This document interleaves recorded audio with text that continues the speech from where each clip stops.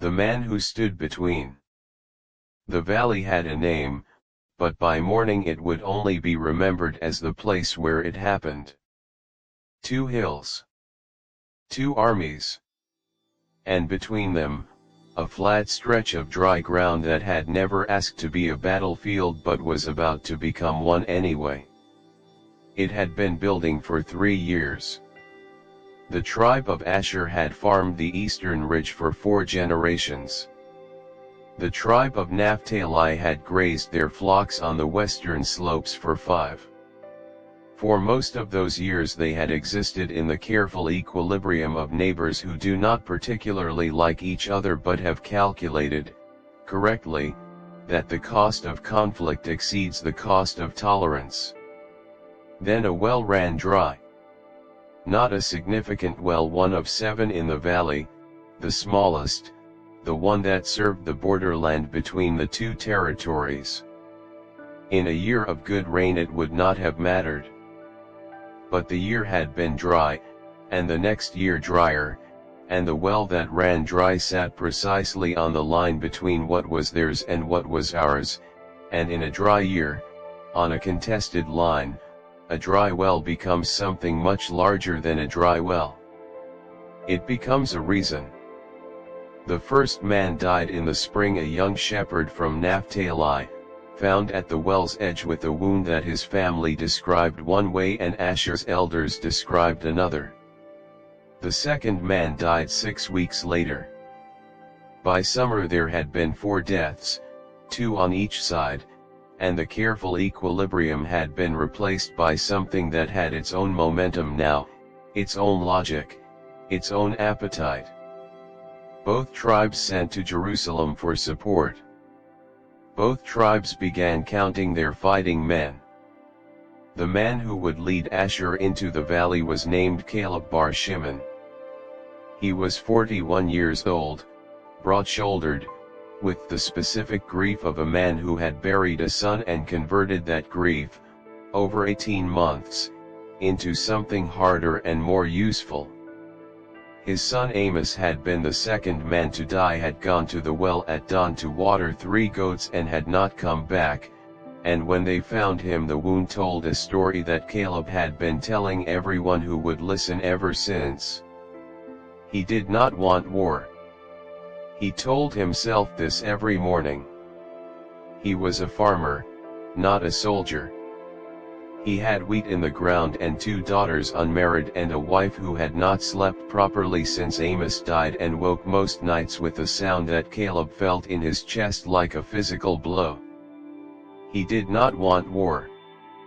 But Amos was in the ground, and the men of Naphtali were on the western hill with their spears and their own grief and their own version of the story, and the valley was between them, and there was a point past which wanting and not wanting ceased to be the relevant question. He had reached that point. The man who would lead Naphtali was named Reuben bar Levi. He was 53, lean and deliberate, a man who had spent his life reading situations the way you read weather, patiently, without attachment to what you wanted to see, paying attention to what was actually there. He had not wanted this either. He had argued against it in 3 consecutive tribal councils, had laid out the arithmetic of loss with the careful precision of a man who understood that wars between neighbors have no winners, only people who lose less. He had been outvoted. His people had their own dead, their own wounds, their own version of what the well meant and who had taken what from whom. And Reuben was old enough to know that once a community has decided to grieve, the decision about how to express that grief is almost secondary. The grief needs somewhere to go. That morning he had looked at the faces of his fighters, young men, mostly, with the specific bright-eyed energy of people who have been given permission to do what anger has been asking them to do for months, and he had understood that he was not leading them so much as trying to stay in front of them. He stood on the western hill with his spear in his hand and looked across the valley at Caleb bar Shimon and thought, "We are going to do this terrible thing together, and neither of us knows how to stop." They had been in the valley for an hour before Jesus arrived. Both sides had descended from their hills in the early morning slowly, with the deliberate ceremony of people performing an action they cannot take back. They had arranged themselves on opposite edges of the flat ground, 2 lines facing each other across 200 yards of dry earth, close enough to see faces, too far to speak. The silence was the loudest thing. 200 men on each side. Spears. Swords. The specific quality of held breath that precedes violence, not the chaos of fear but something more dangerous, the focused stillness of 400 people who have decided. Caleb looked at the line across from him. He had farmed beside these people for 40 years. He knew some of their names. He had attended the wedding of Reuben bar Levi's oldest daughter. He had sold grain to 3 of the men standing in that line when their own harvest failed. He tightened his grip on his spear. Amos was in the ground. No one saw where Jesus came from. One moment the valley was empty between the 2 lines, that terrible charged emptiness, the emptiness that was about to be filled with something irreversible, and then he was there. In the middle of it. Standing in the dry earth between the 2 armies, alone, facing no one in particular and therefore facing everyone. He had no weapon. He did not raise his hands. He did not shout. He simply stood the way a wall stands, the way a mountain stands, without argument, without apology, simply present and immovable, and looked at the 2 lines of men looking back at him. For a long moment nothing happened. Then a sound from the Asher side, a single voice, young, contemptuous. "Move aside, teacher. This isn't your valley." Jesus turned toward the voice. Found the face, looked at it with the particular attention that made people feel, uncomfortably, that they were being seen more completely than they wished. The young man looked away first. "Whose valley is it?" Jesus said. "Quiet." Carrying in the stillness the way quiet things carry when everything else has gone silent. No one answered. He turned slowly, looking at both lines, not the sweep of a man surveying an army but the deliberate movement of someone who is looking at each person individually, or trying to, or making clear that he intends to. It took a long time. No one moved. Then he walked toward Caleb. Caleb bar Shimon had not become the kind of man he was by being easily moved. He had buried a son. He had converted grief into purpose. He had walked down from his hill this morning with 400 steps of accumulated certainty. Jesus stopped 3 feet in front of him. He did not speak immediately. He looked at Caleb the way he had looked at the young man, specific, unhurried, as if he had all the time that existed and was spending it here. "Amos," Jesus said. Caleb's grip tightened on the spear. "Don't." He was 22. "Don't." He went to the well at dawn. A pause. He was not afraid when he died. "I want you to know that." The words arrived in Caleb like something physical. He felt them land in the specific place where his grief lived, the place he had been building over, carefully, deliberately, with anger and purpose and forward motion. The place he had not visited in 18 months because to visit it was to feel it, and to feel it was to stop moving, and he could not stop moving. He felt it now. "How do you?" His voice was wrong. He cleared it. "How do you know that?" "Because I know him, Jesus said simply. And I know you. And I know what you came here to do this morning, and I know why, and I am not telling you the grief is wrong. He held Caleb's gaze. I am asking you what Amos would want you to do with it.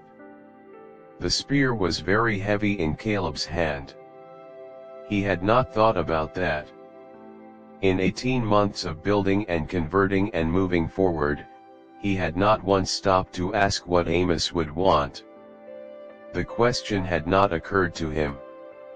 Or he understood now, standing in this valley with this man looking at him, it had occurred to him, and he had not let it stay.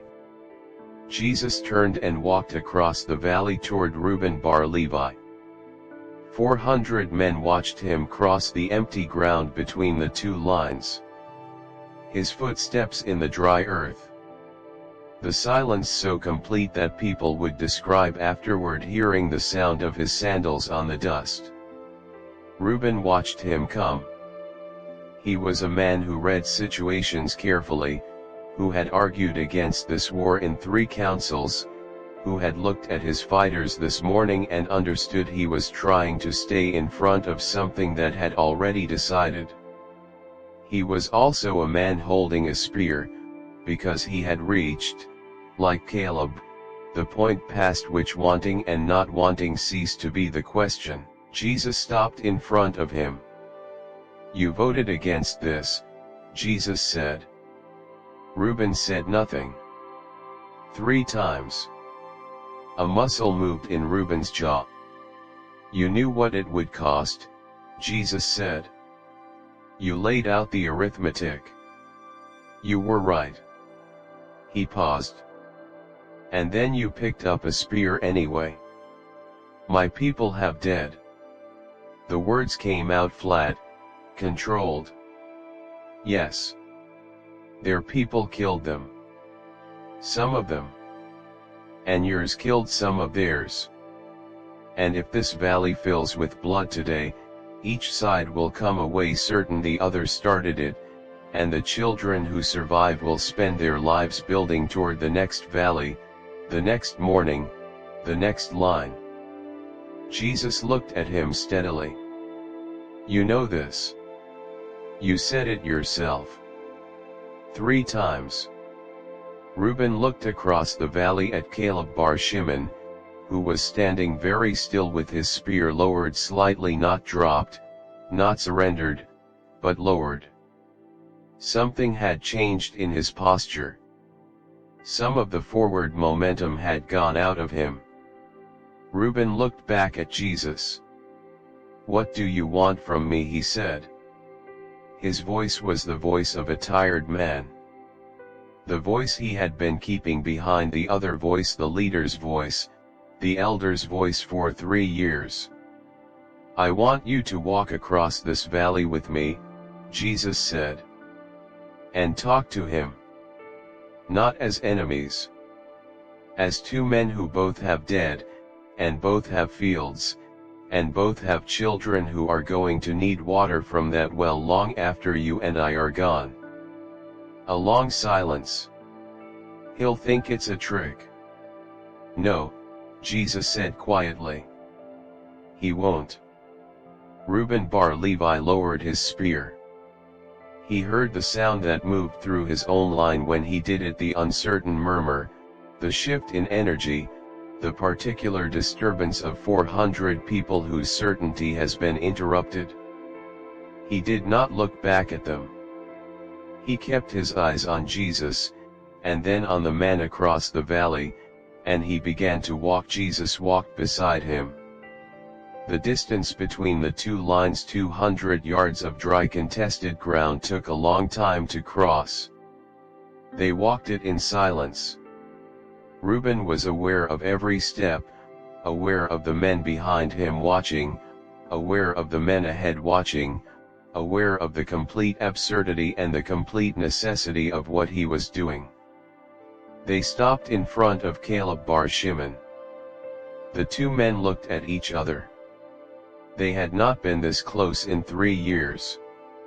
Reuben thought of the wedding. Caleb had brought a good wine, had made a toast that was generous and well worded. Caleb thought of the failed harvest. Reuben had paid a fair price and had not made him feel small for needing to sell. 3 years. 4 dead. 1 dry well. Your son, Reuben said. His voice came out rougher than he intended. Amos. I did not order it.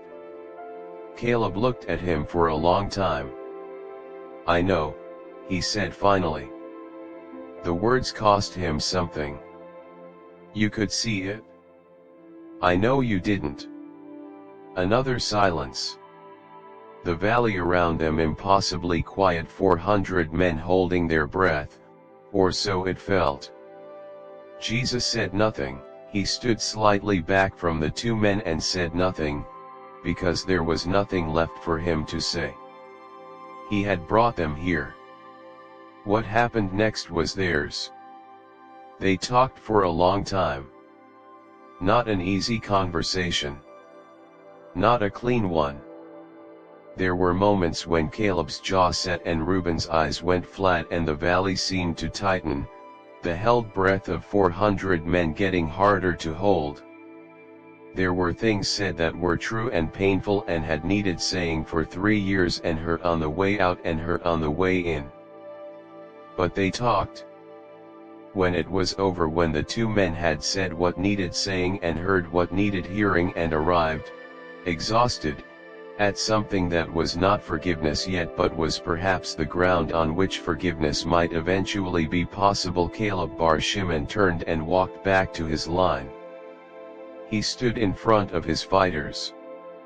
He looked at their faces, young men, mostly, with the bright-eyed energy of people who had been given permission, the permission now revoked, uncertain how to feel about that. We're going home, he said. The valley emptied slowly. 2 lines of men turning away from each other, climbing back toward their respective hills. The morning's terrible momentum dissipated into the dry air. The ground between them, the ground that had been about to become something irreversible, remained empty. Jesus stood in the middle of it alone.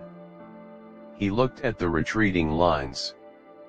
At the spears being shouldered, the knots of men talking quietly, the particular quality of a crowd that has been wound tight and released without the release it had prepared for. Some of them would be angry for days. Some of them would not fully understand what had happened or why. Some of them would tell the story badly for years, emphasizing the wrong things, missing the point. Some of them, perhaps, would remember it correctly. He looked at the dry well at the valley's edge, the small, ordinary thing that had started all of this. A hole in the ground. A dry season. 2 peoples living too close together on too little land with too much history. He looked at it for a moment. Then he walked on. The well filled that afternoon.